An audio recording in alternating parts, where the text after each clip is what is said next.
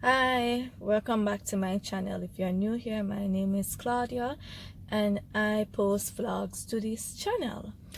So today you can see I have my natural hair. I don't have on a wig today. I don't have on a head wrap today. So this is my natural hair. I tried to tiny bump it.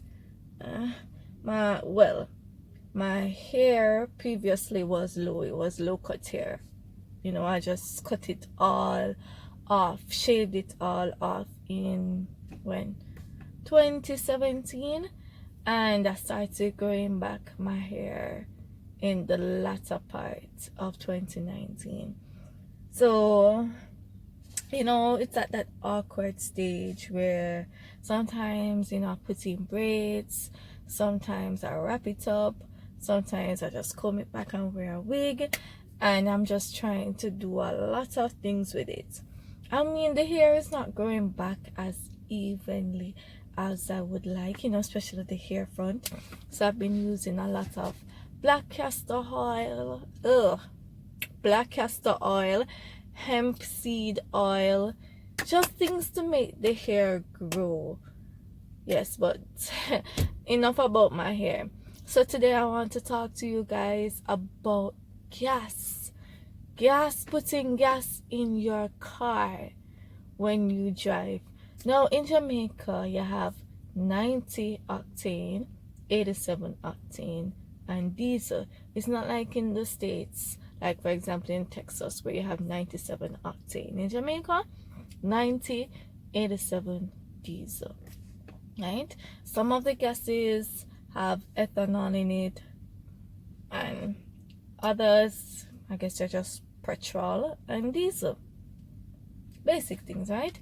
So depending on the car that you drive, you might be spending a whole lot on gas. You might be spending not so much on gas. So I don't know. In Jamaica, it seems as if the gas prices do not go down, even when they are low on the world market, and even when the price of oil was literally at negative, the gas prices have not changed. If anything, they've gotten higher. Now, I don't know what our government is doing, but clearly I feel oppressed. That's honestly it. So when I drive my parents' car, if I'm driving my mom's car, say for the week, because I fill up the tank. I don't like to put gas in there halfway through. I believe if you just fill up the tank, you get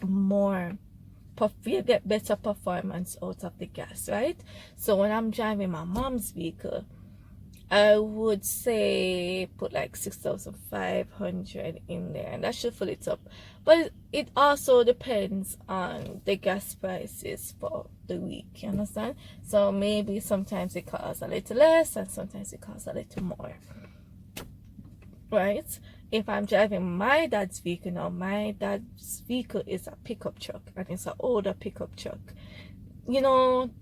That's gonna cost more money. It's a pickup truck. It's a big engine. So you're looking at 8 grand up, maybe even 10 grand. It depends on the price of the gas at the time. So sometimes I feel like I put the gas in the vehicle and in no time it blows out. And I don't know if it's because I'm still a new driver and the way how I drive. Sometimes, us new drivers, we press the gas hard.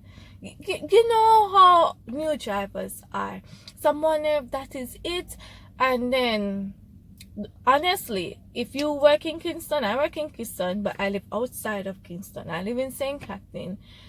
The commute back and forth, of course, that's going to take up a lot of the gas. Of course the gas gonna get used up, especially if you're traveling in peak hours traffic, and if you're using AC. I mean, it is so hot. Like, why wouldn't you want to use the AC in your vehicle? So I feel like a lot of money is coming out of my pocket for gas, and when it's not gas, it's toll.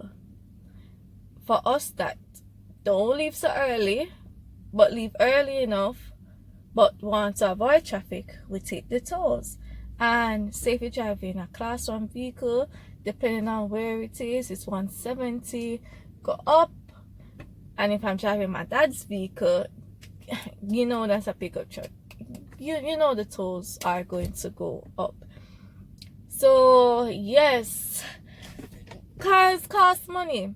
And if the public transportation system in Jamaica were better, I would take the bus more often. Because honestly, driving now, I miss being driven. Sometimes I'm so tired and I would just be a passenger. You know, I would just fall asleep. But when you're the driver, you can't fall asleep. You have to be awake. You have to be alert. And I do miss being driven. Definitely miss being driven. And so, okay, back to gas. And I know I'm rambling, guys, but bear with me. So one of the strategies that I try to use to maximize gas is to map out the route from early. Sometimes I use Google Maps, but they're not always reliable to find out what's the fastest route. Sometimes I consult with others and say, hey, which route do you take to go here or there? You know, I look at the time. I say, what time do I want to leave? What's peak hour traffic time? You know, and I try to just map out the route from early so that I can stay on route, map the best possible route. If anything happens along the route, know the alternatives. And that also helps with gas, because when you're driving here, there, like you don't know where you're going, that uses up your gas. And I try to stop up at certain gas stations. I just don't go to random gas stations, because you remember the bad gas incident, Jamaicans? I don't top up at every gas station, and I hardly buy gas in Kingston. I will buy gas in Spanish Town or Portmore. Those are places that I go frequently. And if I'm in the country, I'm going to like a Johnson's or a Unipet, maybe a Total, a Peckham, something like that. And they are specific, like there's a specific gas station in Clarendon, a specific gas station in Manchester, a specific gas station in St. Elizabeth. Like, I just choose the gas stations that I know, that I feel like I get the best gas and I feel like I'm not being robbed. So, and if I happen to have to buy gas in Kingston, I am going to try to go to Johnson's, and I'm not going to go there during peak hours because it's always rammed, peak hour times.